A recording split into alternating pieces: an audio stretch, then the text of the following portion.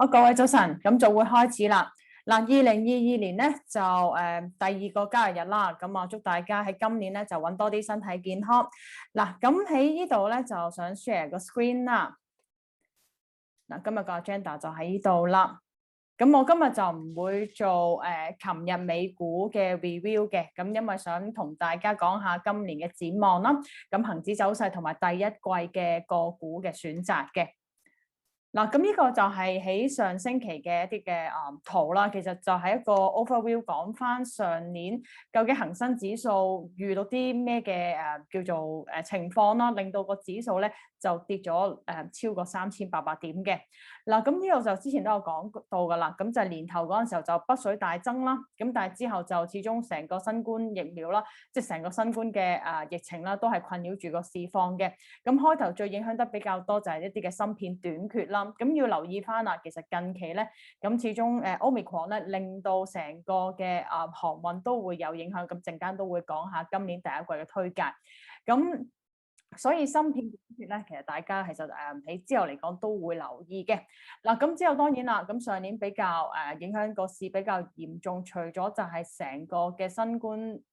叫做疫情之外啦，咁其實成個嘅監管，內地嘅監管啦，對於好多嘅行業都係有影響，包括互聯網啦、教育等等嘅。咁恒大事件啦，咁當然都令到嗰個嘅市況啦，嗰個嘅情況亦都係比較憂慮，咁所以嗰個跌勢都係比較嚴重啦。嗱，咁我哋呢度就望到啦。嗱，咁今年嚟睇翻嘅話啦，嗱，呢度就係上年嘅等等先嚇。我搞一搞啲我搞一搞啲嘢先啊。好，等一等，大家麻煩大家等一等先。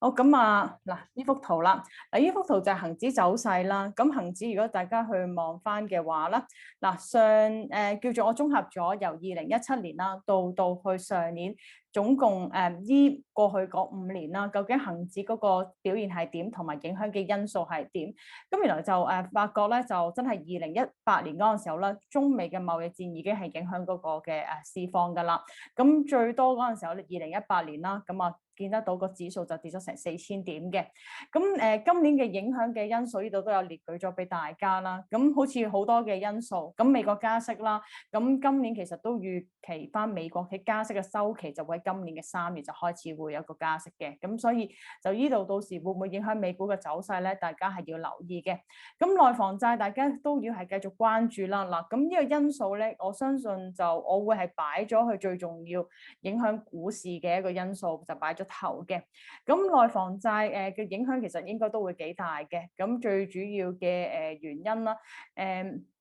因為我哋見得到內地整體嘅內房其實近期個表現都係比較差，咁大家比較擔心，因為今年其實如果留意翻。內地內房要還一啲海外債啦，咁即係 offshore 嘅債，尤其是講緊美元債咧，今年其實係一個高峰期嚟嘅，咁有超過成4700億美金咧，其實要還嘅，咁係過去咁多年嚟講就最高。咁究竟佢之後係點樣去 roll over 啊，或者係點樣去還咧？咁其實市場都會有個憂慮喺度，咁所以內房債我相信就係今年，尤其是喺上半年啦，影響個市況或者個信心比較大嘅一個影響啦。嗱，新冠疫情其實就keep 住可以話呢幾年都係影響個市㗎啦，呢2年。咁近期嚟講，尤其是香港啦，咁亦都係有相關嘅一啲嘅即係叫做預防，又唔係叫預防嘅預防，或者係一啲嘅其他嘅措施啦。咁我相信就都有機會影響到就係環球整體嘅一啲嘅氣氛嘅。咁所以新冠疫情我相信大家都要繼續留意啦。嗱，監管其實都會即係要睇下內地對於翻一啲嘅企業，尤其是互聯網啦、一啲嘅互聯金融啦、一啲 FinTech 等等，會唔會有繼續有啲嘅監管會出台啦？咁所以嘅都係影響個市況。嗱，中美關係咁我擺到係最尾嘅。嗱，咁呢度綜合翻嗰個嘅其實呢個嘅走勢咧，咁我就綜合咗過去咁多年啦。咁如果恒指真係跌嗰陣時候啦，究竟個跌幅幾多？咁同埋跌嘅日數係幾多嘅？嗱，始終呢個數字我就由2013年開始計嘅。嗱，如果真係睇翻指數，真係跌得最多啦。我自己覺得今次其實下跌嘅日數啦，咁由年嘅2月跌到去12月㗎啦，咁其實累計都跌咗超過差唔多200日。咁當然唔係話真係每一日都跌啦，咁但係成個 trend 啦。咁所以其實如果今次睇翻佢嘅跌浪啦，如果過去6次嚟講咧，其實都真係叫做最大跌浪嘅第二個最大跌浪㗎啦。咁日數真係比較多嘅。咁所以如果唔係話再有進一步嘅好利淡嘅因素咧，我相信佢嘅跌浪咧應該都就算唔完結都好啦。咁其實距離真係最低嘅日期咧，即係最低嘅水平咧，應該都唔係話咁遠嘅。嗱，咁呢度就係keep 住用一個嘅 PE 同 PB 嘅水平同大家去講啦。嗱，咁呢個我就係抄咗即係拎咗平安證券啦，就係作為個 reference 啦。嗱，咁你大家都會望到啦，橙色線咧就係個 PE 嘅，咁個數值我哋就係望去左手面啦。咁而灰色呢條線咧，咁就係 PB ratio 嘅，咁就係望右面呢個嘅水平嘅。咁如果大家係咁樣去望嘅話啦，咁其實維持翻之前嘅睇法，咁佢用咗過去20年添。咁無論 PE 又好 PB 都好啦，咁其實都可以話係過去嘅平均值啦，或者叫過去嘅水平咧嘅一啲嘅低位嚟嘅。咁即係除非一啲企業嗰個嘅盈利真係再叫做真係下跌得好犀利，如果唔係咧，下跌空間其實我哋開始都數到嘅。咁同埋要留意啦，呢份報告其實係講緊12月中嘅，咁恆指喺12月中再跌多少少嘅，咁所以好似嗰個嘅 valuation 可以再低啲。嗱，咁呢度我哋紅色線啦，紅色線就係講緊佢過去嘅一啲嘅平均值嚟嘅，咁即係過去20年嘅平均值。咁所以無論係講緊 absolute value 都好啦，咁已經係差唔多過去年嘅一啲嘅低位，咁啊同埋亦都低於過去20年嘅平均值咧，差唔多係有一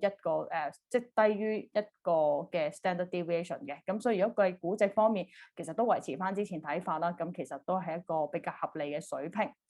嗱，咁呢幅圖就上年起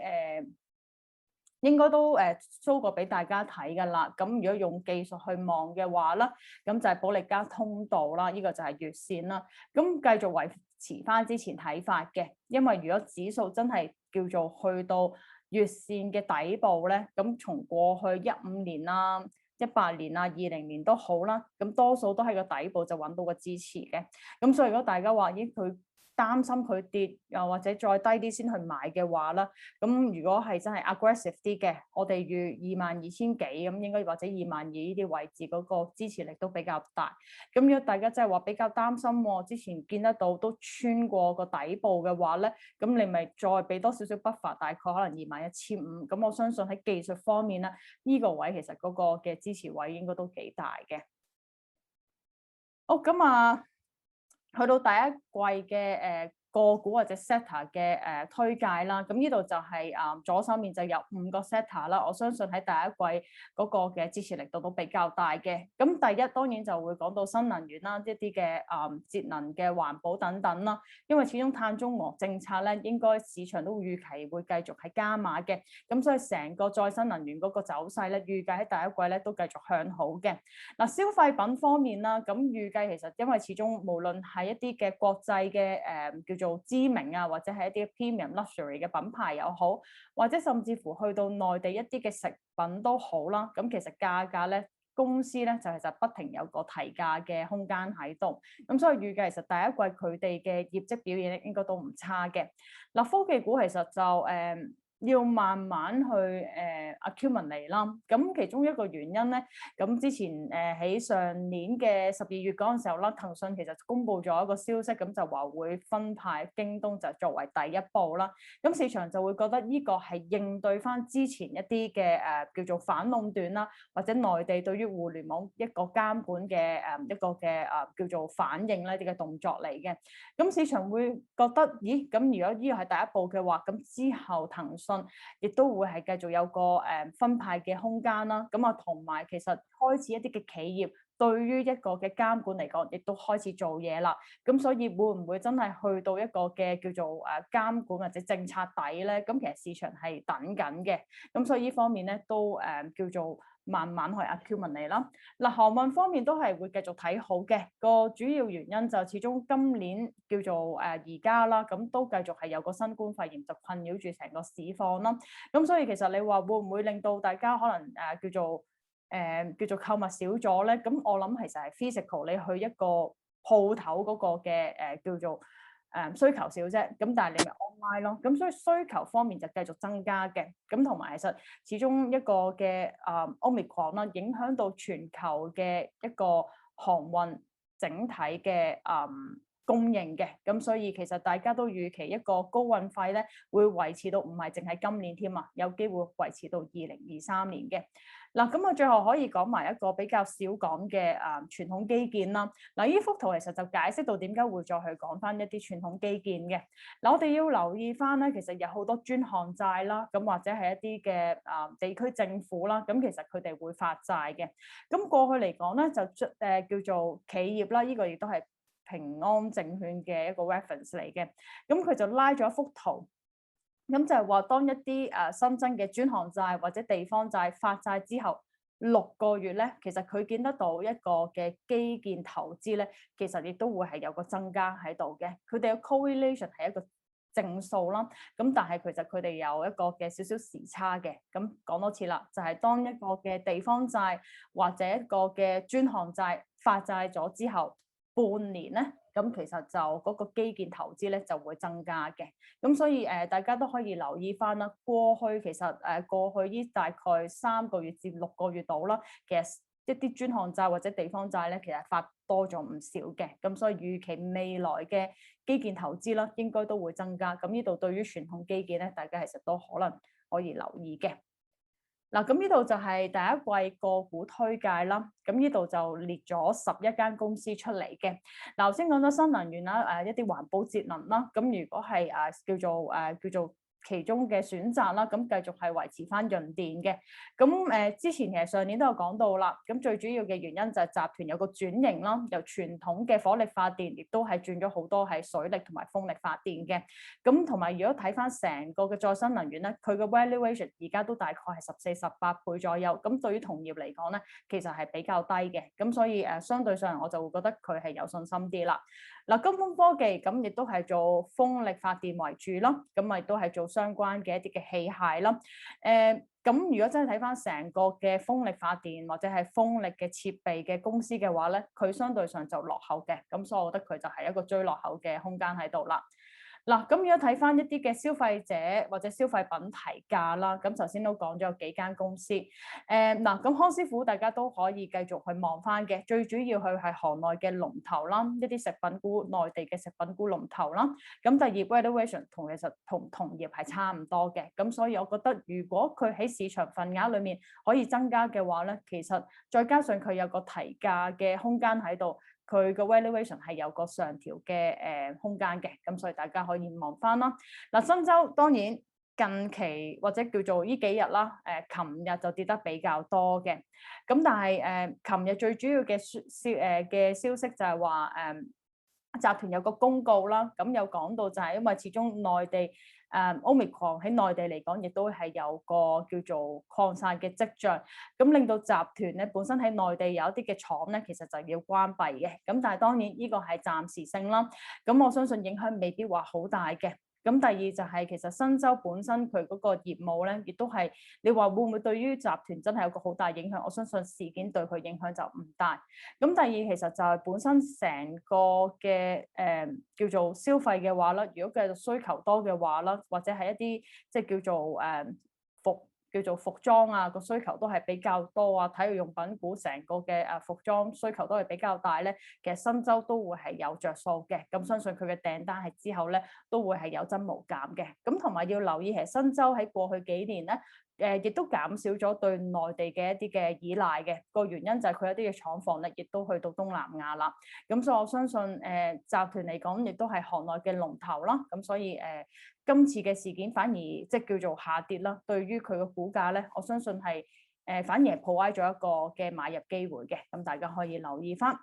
咁然之後亦都有JS 環球生活啦，1691，咁集團其實就做出口為主嘅，咁亦都係做一啲小家電啦。個睇好嘅原因，除咗佢個估值大概係12倍嘅預計市盈率比較低之外啦，咁始終成個 Omicron 對於大家喺在家工作啊，或者係即係叫做在家煮飯等等呢啲嘅需求，其實都多咗好多。咁集團其實亦都比較多嘅市場咧，其實就喺歐美嘅。咁個原因始終歐美其實疫情係比較嚴重啦。相信對於今年